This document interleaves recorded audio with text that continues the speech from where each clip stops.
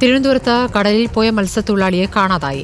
കടയ്ക്കാവ് സ്വദേശി സിജുവിനെയാണ് കാണാതായത്. വലയുമായി കടലിൽ ചാടിയതിനു പിന്നാലെയാണ് കാണാതായത്.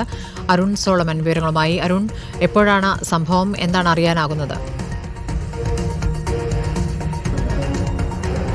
സ്മൃതി, ഇന്ന് പുലർച്ചെ 1 മണിയോടുകൂടിയാണ് റഫേൽ മലാഗ എന്ന് പറയുന്ന വള്ളത്തിൽ സിജു ഈ മീൻ പിടിക്കുന്നതിനായിട്ട് പോയത്. ഈ മത്സ്യബന്ധനവുമായി ബന്ധപ്പെട്ട് ഈ വല എറിഞ്ഞതിന് ശേഷം വല നേരെയാക്കുന്നതിന് വേണ്ടിയിട്ട് കടലിലേക്ക് ചാടുകയായിരുന്നു. ഇദ്ദേഹത്തിനൊപ്പം മറ്റൊരു തൊഴിലാളി കൂടി ഉണ്ടായിരുന്നു. ഇത്തരത്തിലെ 2 മത്സ്യത്തൊഴിലാളികളാണ് അഞ്ചുതെങ്ങ് കോസ്റ്റൽ സ്റ്റേഷൻ പരിധിയിലുള്ള തീരത്ത് വെച്ചായിരുന്നു ഈ അപകടം സംഭവിച്ചതെന്നുള്ളതാണ് നമുക്കിപ്പോൾ അറിയാൻ കഴിയുന്നത്. ഇവിടെ ഈ 2 പേരും ഇറങ്ങി വല ശരിയാക്കുന്നതിനിടയിലാണ് സിജു മുങ്ങി താഴുകയായിരുന്നു. പിന്നെ സിജുവിനെ രക്ഷിക്കാനുള്ള ശ്രമം നടത്തിയെങ്കിലും ഇവർക്ക് കഴിഞ്ഞില്ല. വള്ളത്തിൽ 5 മത്സ്യത്തൊഴിലാളികളാണ് ഉണ്ടായിരുന്നത്. മറ്റേയാൾ ഉടൻ തന്നെ ഈ വള്ളത്തിൽ കയറി രക്ഷപ്പെടുകയായിരുന്നു. തുടർന്ന് ഇപ്പോൾ ഈ ചിറയൻകീഴ് സ്വദേശിയായിട്ടുള്ള സെബാസ്റ്റിൻ്റെ മകൻ്റെ വള്ളമാണ് ഈ റഫേൽ മലാഹ.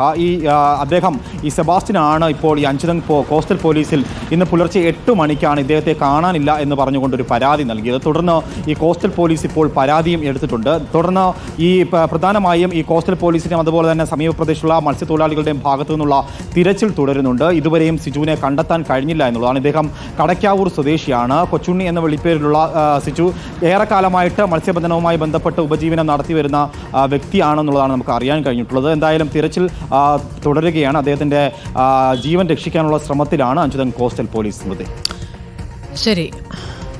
അരുൺ സോളമനാണ് വിവരങ്ങൾ നൽകിയത്.